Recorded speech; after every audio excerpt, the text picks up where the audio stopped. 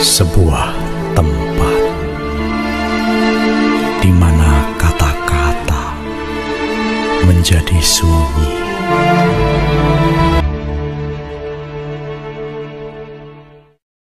Tari Sufi dalam historisnya tentu melintasi ranah yang begitu panjang sejak wahyu turun yang terakhir, al-yauma akmaltu lakum dinakum wa atmamtu alaikum nikmati wa raditu lakumul islam madina. Saat itu sahabat sangat bersedih karena tahu bahwa ayat terakhir turun bagian dari saat-saat perpisahan dengan orang yang paling dicintainya, yakni Rasulullah Shallallahu Alaihi Wasallam. Di tengah begitu nyeri dalam hati para sahabat, Rasulullah SAW bersabda, yuhsyarul mar'u ma'aman ahabba. Besok di akhirat orang akan dipertemukan dengan siapa yang lebih dicintainya. Tidak ada saat Rasulullah bersabda seperti itu yang gembiranya melebihi saat itu. Dan ada salah seorang sahabat, yakni Sayyidina Abu Bakar As-Siddiq radhiyallahu an, seketika berdiri dan mengungkapkan rasa luapan gembira yang tak terperi bahwa di balik perpisahan yang berwujud kematian bukan akhir segalanya. Dan Sayyidina Abu Bakar menari di depan Rasulullah sampai terjuntai jubahnya. Inilah sanad yang kemudian dipetik oleh Syekh Maulana Jalaluddin Ar-Rumi dari Turki, Konya itu, dan petikan ini disebut beliau sebagai sunnah takririyah. Artinya Rasulullah tidak melakukan, Rasulullah tidak memerintah, namun menyaksikan apa yang dilakukan Sayyidina Abu Bakar. Hal ini menyangkut tahkim, diperkenankan.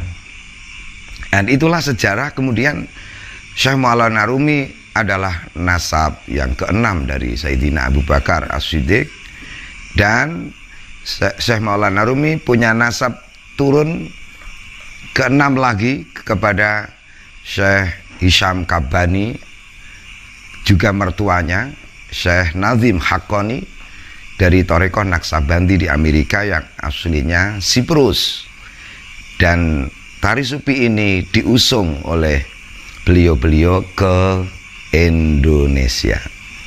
Dan di Indonesia saya mengenal namanya Kang Aat, yang semula itu bandar narkoba yang juga pengguna. Dia sembuh karena bisa tari Sufi.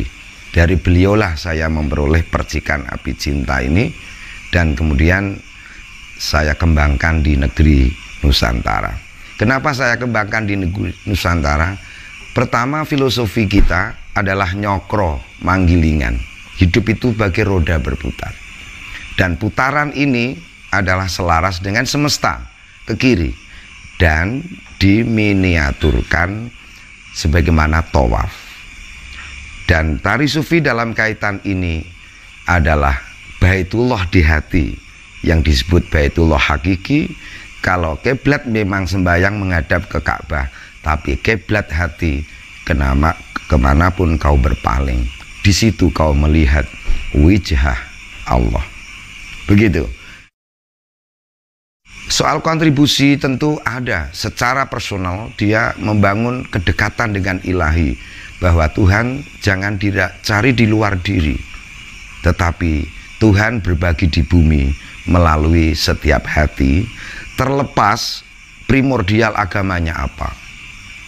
Dan itulah kontribusi sosial di mana tari Sufi membangun kesalehan sosial. Dengan simboliknya tangan kanan bentuknya doa tapi ditarik ke sebelah. Ini artinya koneksitas with Allah always. ini doa, dan melalui diri, sebagaimana diri ini khalifah, maka turunkan keindahan Tuhan ke bumi melalui jempol. Dan jempol ini menyangkut estetika khairun nas anfa'uhum linnas. Dan juga jempol ini pertama kali kita pandang adalah guru. Dan setiap kita tentu punya guru masing-masing. Dan begini ya, itu kontribusi sosialnya, sehingga ketika kembang itu mekar, itulah sekar dari Syekh Maulana Rumi. Sekar itu kembang, aromanya wangi. Dan Syekh Rumi hingga meninggal, jangan cari makamku di kuburan, tetapi carilah pusaraku di hati manusia.